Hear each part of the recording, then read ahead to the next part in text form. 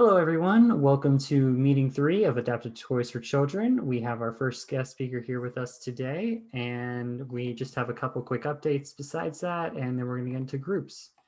And yeah, you can see all that right there. So some general quick updates real quick.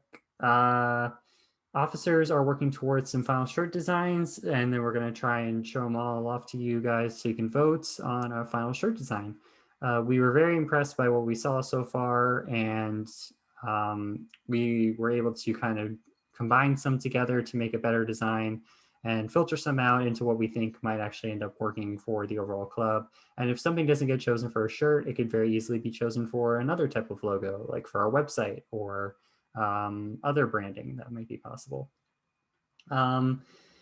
So another update, Dr. Ann and I actually today just met with another special education instructor just to kind of coordinate with her. She works at Purdue and was able to kind of give us a little bit of insight as to what she'd be able to offer us in terms of meeting with other students, other children, and actually being able to coordinate with families potentially to work with toys. So she kind of pointed out a couple details about the way we do things here, and I just kind of wanted to emphasize what she was saying. So currently, the way we do things here is we typically take in toys that we get from maybe Goodwill, donations, or anything like that, and then we adapt them as best we can with no specific disability focus. We just kind of work with what we get. What could come in the future through partnerships like this are we get a specific request from a family with specific toys and a specific disability in mind. So I have at the bottom right there, research, education, and design to kind of emphasize all the different areas that you can use for this. So I know we put a lot of emphasis on the actual toy adaptations, but if you're in education or came for the more child side of things, you're more than welcome to be the one who like maybe does some research on the specific adaptations that are available, how the disability functions and workarounds for it.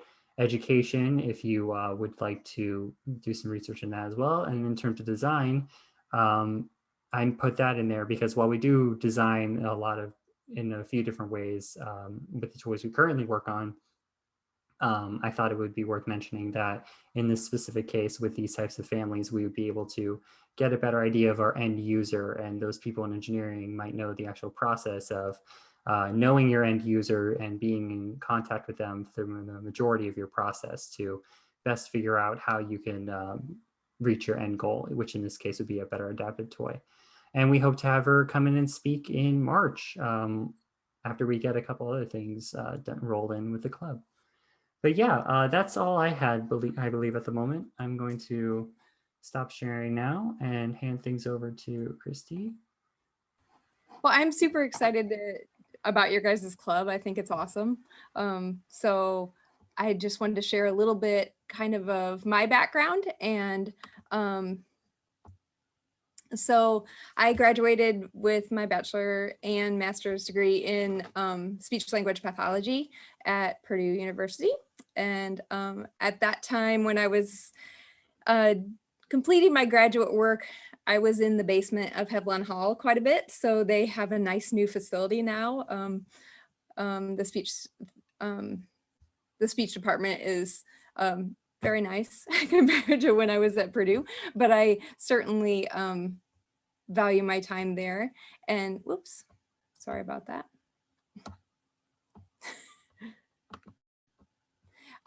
So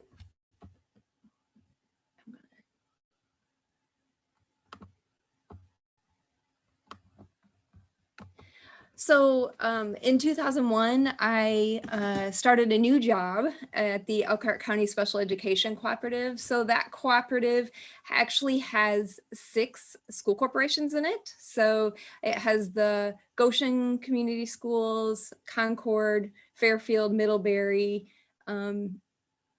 Bago, and Wani schools. So it's all in northern Indiana in Elkhart County. The only school corporation that is not in the co-op is Elkhart Community Schools. They are separate from the co-op. The only school corporation within Elkhart County that's not in it. So So I'm up in Northern Indiana. And when I started that position, I really loved working with preschoolers. And so they offered me a job working with preschoolers. At that time, I was working 3 days a week with preschoolers, primarily going to community preschools and daycares in the area, in the Napanee area, which is where I live in Napanee, Indiana. So I also taught STAR speech and language classes. So we have classes that meet one time a week that just children who have either a speech impairment or a language impairment filter into that classroom if they're not already going to a community preschool. So, so I taught those classes, but in the past 3 years, I've also worked in the REACH classrooms, which are very similar to the essential skills classrooms that I know Rachel French had talked about when she met with you guys. And it's similar to the essential skills classroom at the elementary level. So I work solely with children ages 3 through 5. So from birth to 3, children can receive First Step services. And primarily those providers come to their home. And then when they turn 3, we do an evaluation through the schools and see if they qualify for services through us. And so from 3 to age 5, they are typically in one of our classrooms or at a community preschool. And then at age 5, they transition to kindergarten. So this is just a picture of our REACH classroom. We use this both for our REACH classes and our speech and language, our STAR speech and language classes. So in that classroom, there are children with a wide variety of eligibilities. So they have kids in that classroom that have a developmental delay. And a developmental delay often children with a developmental delay, they're showing a delay in several different areas. So that might be that they have a delay in their language skills or their communication skills. But in addition to that, there's a cognitive delay as well, or there's a social delay as well. So there's usually a delay in several different areas. With a developmental delay, that eligibility can go with them up until age 9. So some of our children will carry that developmental delay eligibility on with them when they head to kindergarten. Others will come in with a developmental delay, but maybe switch to a different eligibility that better characterizes them. We just had a conference recently where a child was identified as developmental delay, but as we've gotten to know them more, they meet the eligibility requirements for autism spectrum disorder. So their eligibility is switching before they head into kindergarten. There's also children with intellectual disabilities in that classroom. We can have visual impairments, hearing impairments, orthopedic impairments, also multiple disabilities. So children with multiple disabilities probably have a medical diagnosis on top of the kind of delays that they are showing, and then speech and language impairments. So we talked about the eligibilities, but there's a little bit of difference between these educational eligibilities and then a medical diagnosis. So just to give you an idea of some medical diagnosis, there could be children in the classroom that have cerebral palsy or Down syndrome. There could be people in the classroom that have autism spectrum disorder that it has been identified by a medical professional or diagnosed by a medical professional. They also could have hearing impairments that were diagnosed by an audiologist. They could have just a few other syndromes like Pierre-Robin syndrome. With that syndrome, I have had a child previously with Pierre-Robin syndrome who had a cleft palate repair. So certainly had a speech impairment, but then in addition to that also had a hearing impairment. So it just gives you the idea that sometimes they qualify in more than one area. That child was also identified with a developmental delay. So a lot of times there's more than one category there. Something that's kind of unique to the population that I work with is we have a lot of Amish in our area. And with the Amish population, there are some genetic syndromes that are kind of rare, except for among the Amish. I have had children with a really rare genetic disorder called SNP1. And then I've also had children in my class with Joubert syndrome. And both of those are specific to the Amish population.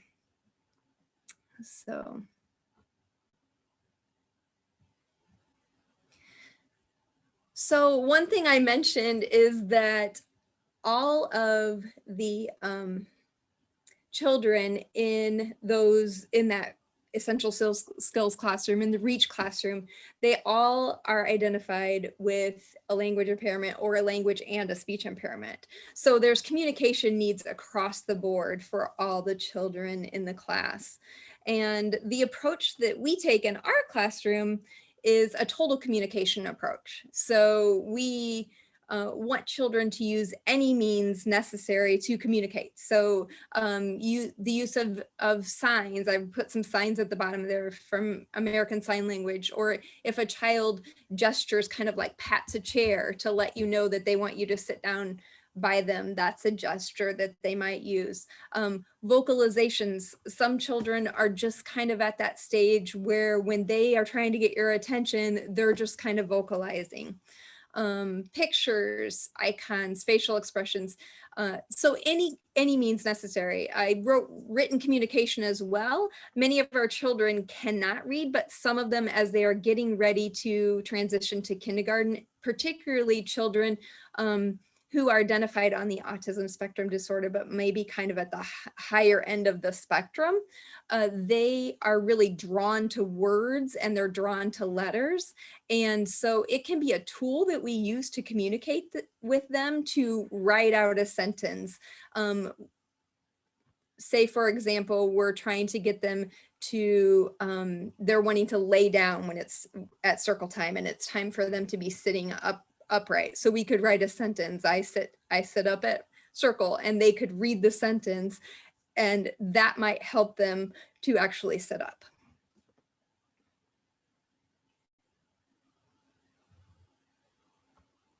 Sorry, I keep flipping my screen faster than I want to.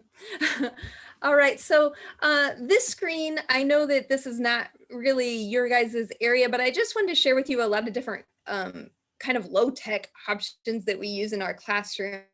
This right over here, we have a sign-in in our classroom where children who aren't yet reading their name, they can match their symbol up. So they have a symbol that matches the first letter of their name that starts with the same sound as the first letter in their name, and they'll just match it up, and that shows that they're here that particular day. There's a visual schedule right here in the center that shows what we do at circle time, and as we complete each of these, we check them off. So these are just, you know, some visual supports that we use in our classroom. Many times children with communication delays need help with transitions. And this first then board up here helps kids transition. Oftentimes it's, we will use it like if they need to complete a task with us at the table prior to doing a more desired task. So maybe they need to, you know, they need to finish their blocks that they're working on at the table, then they get snack, or they finish their blocks, then they get to play with the truck. So we would use pictures and the first then to help them with that transition. Here, down here at the bottom, there's a slant board. It is easier for children to start writing at a slant. It just helps them kind of like with the down, I'm not an occupational therapist, but it helps with the downward movement. And so with writing. At the bottom, you can see a book that we've simply just added little foam triangles onto, and that helps a child that doesn't have as great of fine motor control to turn the pages. So they can't get a hold of the, even though they're board, it's a board book, they can't get a hold of the pages, but if they have that little foam, they can turn the pages easier. That same sort of aspect with the knobs on the puzzle up at the top there. They can have an easier time grabbing the puzzle pieces with the knobs on them. These objects up here, these are weighted items. So sometimes we have children who have trouble sitting at circle or just need like a little extra input, and that these animals have some weight in them. We were needing another item in the Wani School Corporation. So we didn't have any weighted items in Goshen, and these types of items are really easy to make. They have either like rice or beans in them or something that just adds some weight to them. So we made a stuffed animal that had that in the bottom of it for that classroom.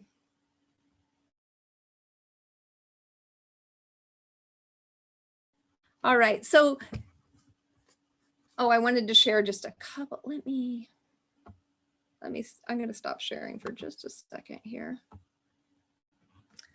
I wanted to share just a couple other things that we use in our classroom. These pictures have to do with different emotions, and we took that from the conscious discipline. There's a conscious discipline kind of, I wouldn't say curriculum, but it has to do with social emotional learning. And it helps for children when we're reading a story and maybe there's a character that gets really mad. It helps if we point here so that they can see the picture of what it is, what that facial expression looks like. I also talked about transitions. This is a book that we often use to help students transition to. If we need them to wash their hands, then we would maybe show them this picture that shows that a child washing their hands. Another thing that we do a lot of times in the classroom is just grab an iPad and take a picture of whatever it is that we need the child to do. And that a lot of times helps them to do that. One other just little low-tech thing is these small little crayons. It makes it easier for kids to not fist grasp, but to do a tripod grasp. So you can also just break crayons and it has the same effect.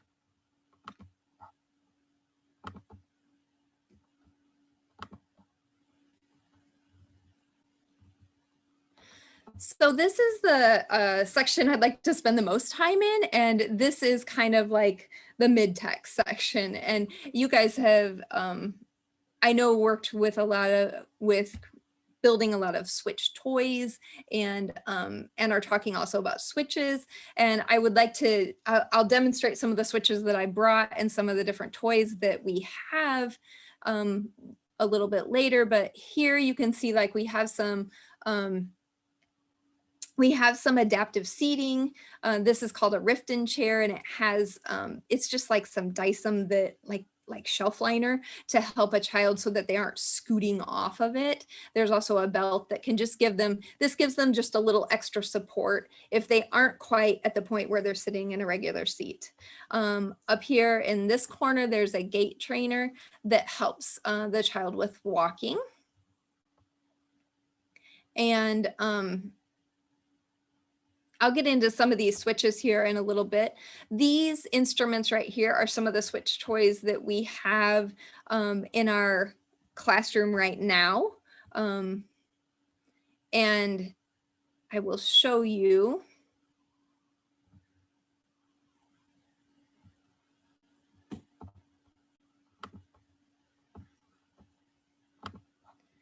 The bells, we just got done using the bells, and the kids really, really liked the bells. I had it.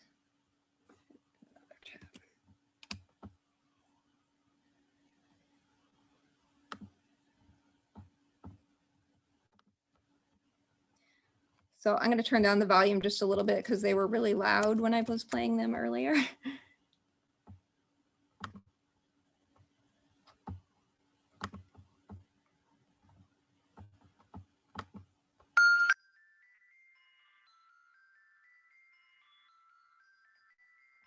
So you can see there's just a switch on the side there, and the child can touch the switch and then the bells go around. There's also some lights around it, and then the spinning action is really cool as well. The kids really like that.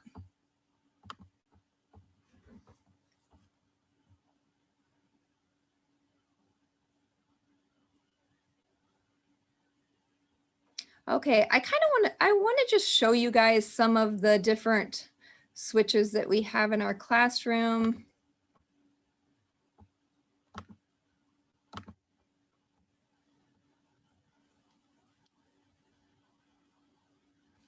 So, some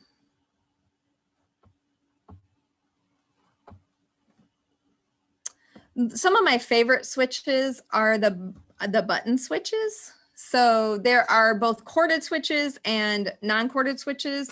The ones that we use the most are the ones that don't have cords, honestly. This one has the ability to plug in, but we typically don't use it that way.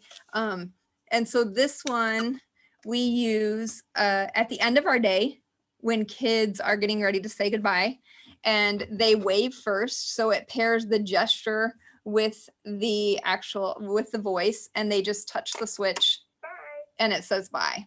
So the button switches are really nice because it takes just a very light touch to activate them. So there's all different sizes of button switches here. This one is really small. This is one that is corded, so you could hook it up to a toy. This one we use every day. We have different students that have difficulty kind of like with saying their name at the beginning of our day, and so they can just touch the button and it says their name for them. This switch actually has the ability for you to record 3 different messages on it, but we typically just keep it devoted to one message. There's also plate switches. So we have a lot of different plate switches. The plate switches are nice. They have a spot up here that you can put a picture, so you can kind of have the child look at the picture and touch it. They also are very easy to record on. So you can see on the back here, there's just a button that you turn it on. And then there's a red button that you press at the same time as you press the plate. And you can record a message. So we're at Adaptive Toys for Children.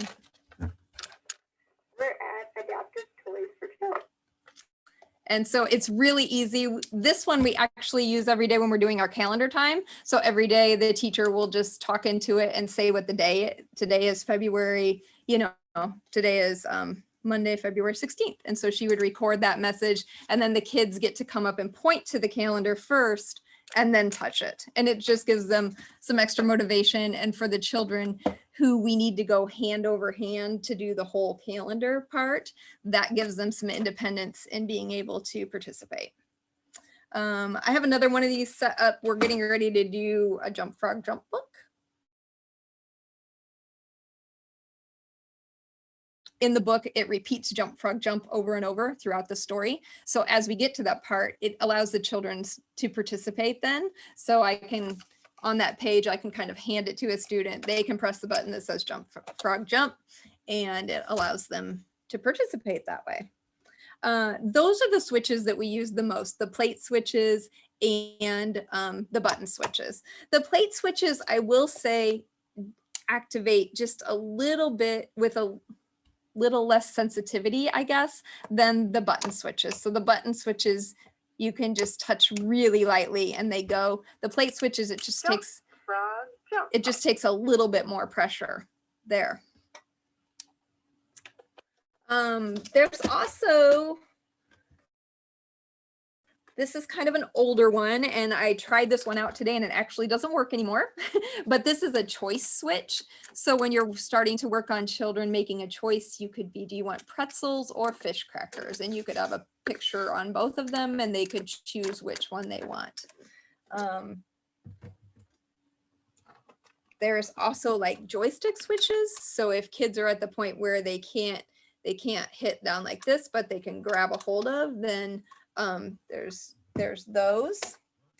The switches I feel like that are the most motivating to kids, or the toys I want to say that are most motivating to kids, are toys that have music, that light up, and that have movement. So that we have on our shelves, you might go in and some of the toys that we have on our shelves might look like they're for younger children. So for example, I have, I brought this toy from our classroom, and it has, you know, it plays music for you, you know, and it's got these, and it's got this cool spinner. And that's kind of the level that some of our students are at. So I guess I know that you guys have modified some toys that are closer to what 3 to 5-year-olds are playing with. This is more of a younger toy. And I think that's really cool that you guys are modifying those toys, because since we don't have a lot of the, we have those musical instrument toys, but other than that, we don't have a lot of the toys. So we a lot of times get toys that are for younger children, because those are the ones that are motivating to the kids. I also, kind of in that mid-tech option, at the beginning of this year, I had a student with a hearing impairment, and we were looking into an FM system for them. So an FM system is something that would through Bluetooth connect directly to their hearing aid, and then it would be as if the teacher was 3 feet from them the entire class time. So you wouldn't turn it on all the time. So for example, if if you're talking to another student, you wouldn't have it on, but at circle time, you would certainly have that on. Whoever was speaking would have that on. So it was if the child was just 3 feet away from you. Well, when I actually, through the Patton's lending library, I was able to get an FM system, but then come to find out her hearing aid was not set up with the Bluetooth yet. And so, and didn't have that ability until she gets a new one. So I wanted to do something to help a little bit with her. So I just ordered on Amazon this little amplifier. It's just got a little microphone and a little speaker. And it just, the first time I wore it, the child said, "I like that." So I was like, well, I guess I'll keep using it. The kind of an extra benefit of that, though, is that it helps not only her, but you can just kind of see all the kids attending a little bit, a little bit more when I put that on. So we typically do that during story time when we really want to kind of hone in on some concepts with the kids.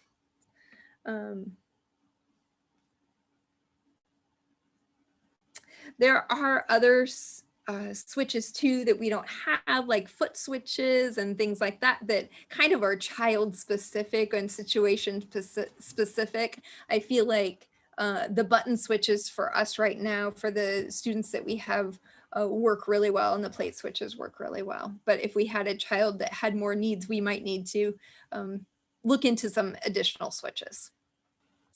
So high-tech options are things like iPads, computers, AAC devices that are like child-specific AAC devices, an electric wheelchair, a smart board. Those are all more high-tech options. You'll see in the picture that there is an iPad with an app on it, and that app is called the LAMP Words for Life app.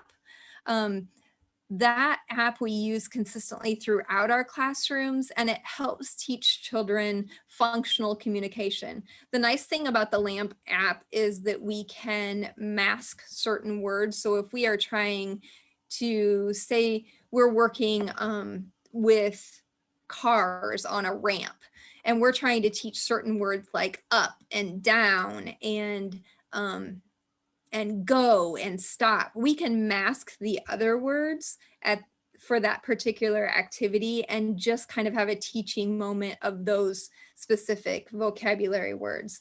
We try to keep it on the full vocabulary as much as possible, though, because we also want children to have a chance to explore other words. We have a student that is highly interested in dinosaurs in our classroom, and so he often finds the dinosaurs. I have another student who is really interested in trucks, and so he always wants to press the trucks, and he wants to go into the trucks.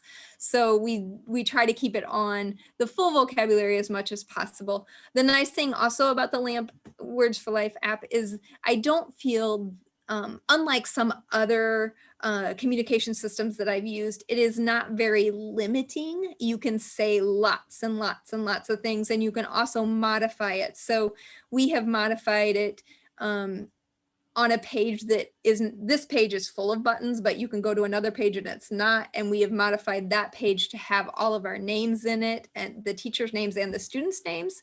So that is the way that they can participate more, by having their name on the device. And you could also put, if it was for a specific student, they could have their family members in there, and things that were important to them. So, so that's just a little bit about the high tech that we have in our classroom. So I know you guys have talked some about, you know, access to assistive technology, and that's part of what you're helping with is giving more children access to assistive technology. So access that we certainly have the Patents Project that has the lending library that we can access. Since there are grants that we can write to get that. In fact, this musical kit that's pictured here, my coworker Christine Powers, who's also a Purdue grad, she's a special education preschool teacher, and she wrote a grant through the Goshen Community Schools Foundation to get 4 switches and then this musical instrument kit. And I would say that these are the most recent adaptive toys that we have for students, and they are very highly motivated by them. I think it's awesome that she did that she wrote the grant. I guess one drawback would be we had a student in our class last year that we really, really wanted to use this, and that was the motivation for writing the grant. And it actually, there was a kind of a delay in getting the funding, and it took her about a year to actually get the kit and get the switches. So we were not able to use it with that particular student last year, but we have some students that we were able to use those fun toys with this year. And the children who don't actually need the adaptive toys love the adaptive toys too. So they really are highly motivated by musical instruments and touching the buttons and stuff. It's just really cool. Many of them light up as well. So they're just very fun.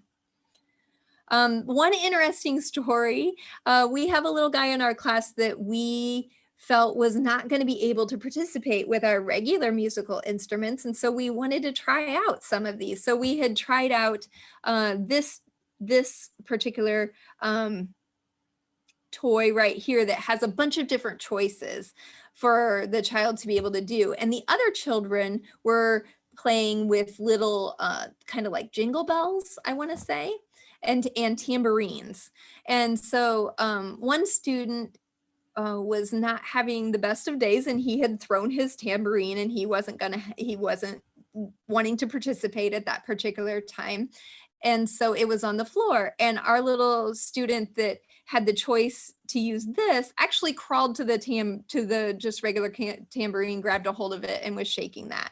So sometimes you really think that the children are going to want to use the adaptive toy that is more geared for them, and they surprise you, and they are able to actually use the regular musical instrument. So I mentioned that we were in a co-op, and so among our 6 school corporations, we actually have 5 different preschool classrooms. So we do share equipment. So these toys get rotated. We rotate them among children, the classrooms that have children that could best utilize them at the time. And then we do have a budget as well, that we can order things that we need for that particular year. And we also have some donations that come in. So, so those are kind of the different ways that we have access to assistive technology.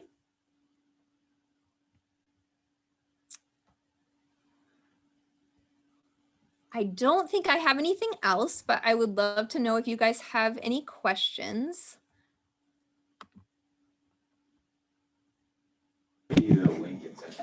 Yes. Well, first of all, oh, sorry, you can hear my roommate in the background. First of all, thank you so much. That was an awesome presentation. I feel like I learned a lot. And then my question would be, what type of adaptation do you wish there was more of? There are more options available for people. Well, the cost of kind of adaptive toys is kind of ridiculous, to be honest. It's kind of ridiculous. I was actually just looking today. I don't know if you guys have seen on TikTok those little buttons that the dogs press, and they're like, you can get, they're like $20 and you get 4 of them. And I was like, now why is this little switch, so expensive? And I could get that on Amazon first. So sometimes you can find a replacement like that. But yes, as far as what I wish there was more of, I certainly wish that we had in our wheelhouse more kind of toys that were more like what 4 and 5-year-olds typically play with. I was going to show you guys this bunny too. So this is really old, this little bunny, but I think it's supposed to walk when you plug it in to this cord. This is why one of the reasons I don't really like corded things, though. If you think about having some preschoolers that have more needs in a classroom and then some that have fewer needs in a classroom, cords are just not the best idea. But if it was a child in a wheelchair or something where we could secure the cord or something like that. But this bunny is supposed to walk, I think, and move. But he doesn't do anything anymore. So the toys also get broken easily. But definitely toys. I would say toys would be great.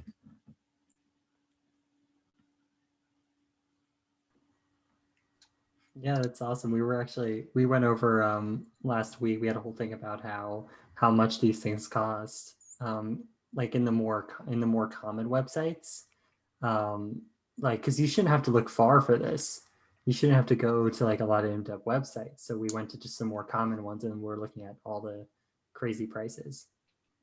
I did kind of have a question though. In terms of the low-tech solutions, what would you say are like some common things that you find between all of them? Like what kind of methods do you use when implementing those, if that makes sense? For the low tech? Mm-hmm. So specifically, I guess we use a lot of pictures.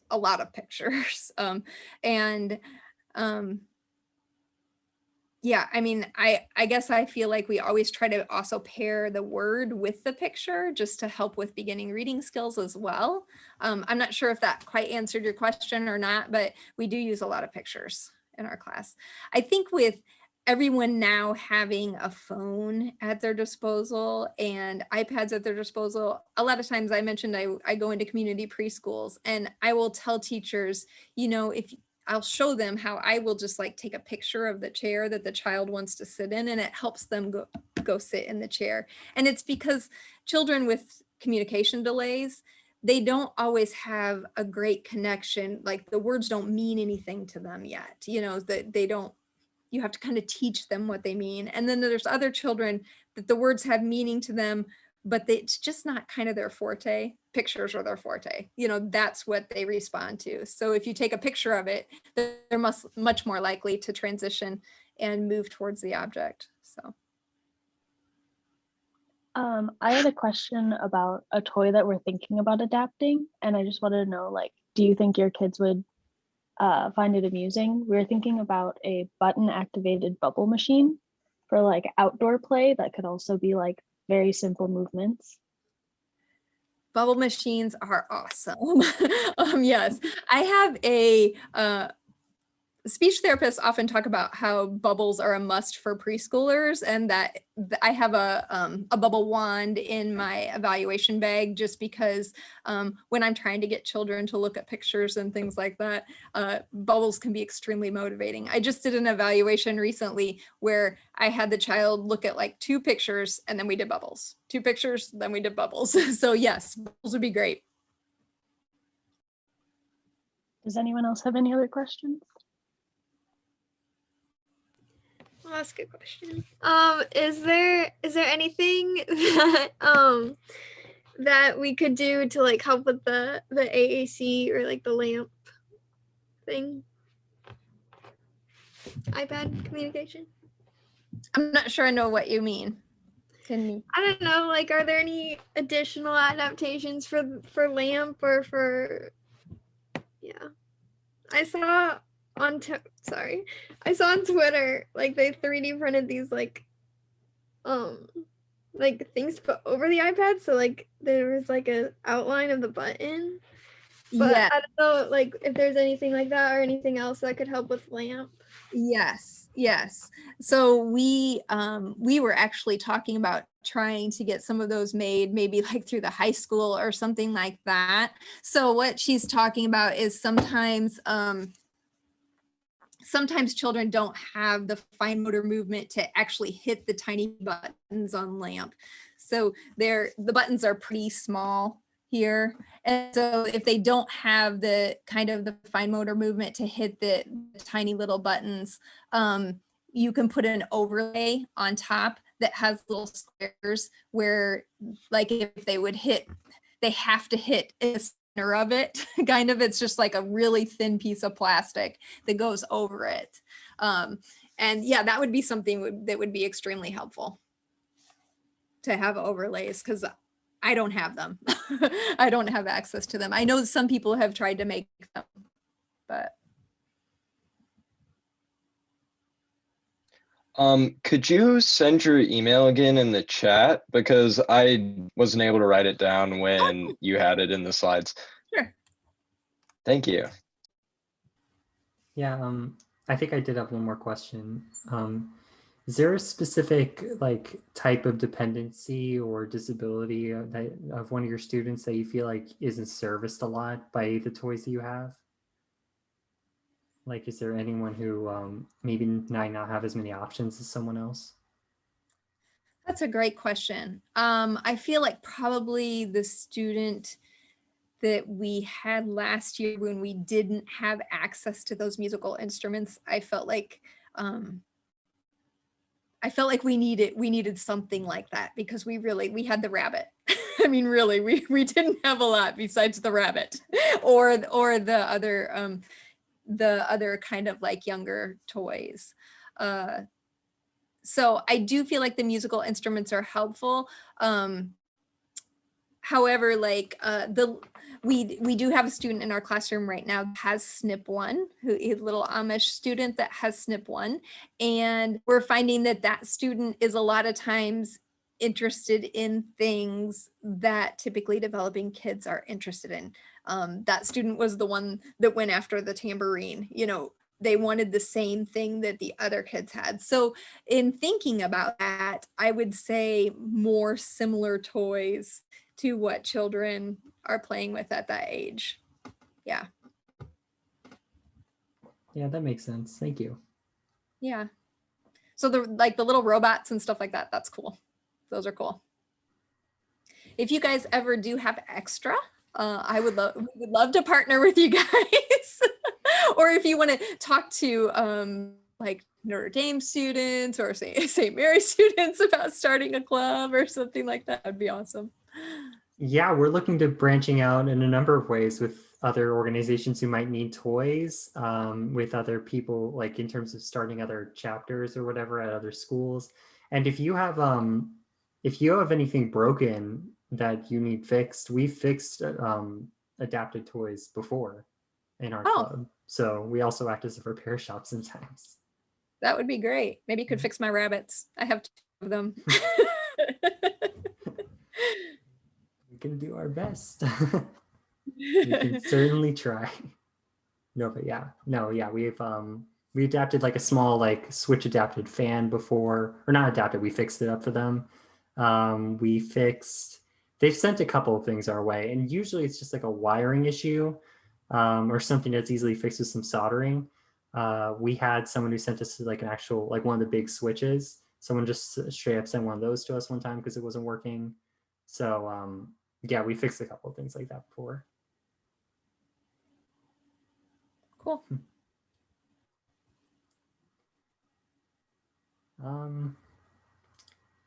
I believe that's, yeah. Are you, Do I need to give you back? no, I think, or I can, Oh, you can get it. Okay. yeah. So I think I'll round things out a little bit earlier today because I don't think we don't have time for groups. That was really good information though. Like I think we definitely made great use of that time. I'm just gonna go ahead and share my screen here.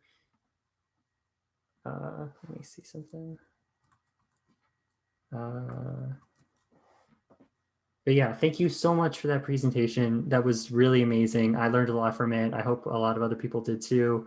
If you ever need anything from us, feel free to contact us. I mean, there's always Kylie. But yeah, if you ever need to contact me directly, just let one of us know. Otherwise, I'll put up our closing screen here. I didn't really have anything else to close out with today other than if you're in my group, if you're in the main toy adapting group, be sure to fill out the Google form I sent in the group chat last week. It just has it has details on different toys. I also sent out details on different toys that we have available for this semester, as well as something else. As well as just like openings for when we can meet this week or next week. It all depends on when SAO approves the meeting times, but I'll let you all know about that. Just make sure you fill out the Google form. Andre or Madison, did you guys have any updates on your groups that you wanted them to know? Not from my part. Okay. No, I'm just looking for a bubble machine. That's awesome. I'm really excited for that bubble machine. That sounds great. Glad to know. Yeah, I'm glad to hear. Yeah, I'm glad to hear that like it is something that kids love and do find motivating, and it can also be used as a learning tool rather than just a toy. That makes it like 2 times better. Yeah, we're really excited for that. So yeah, if anyone would like to give us some feedback on our meetings today or last week, as always, we have our feedback survey right there through barcode or the link. Just fill that out if you're interested, but otherwise, you're all free to go. If you have any questions for us or Kristi, you're more than welcome to stick around. Officers, if you could stick around too, that'd be great. But yeah, otherwise you're all free to go.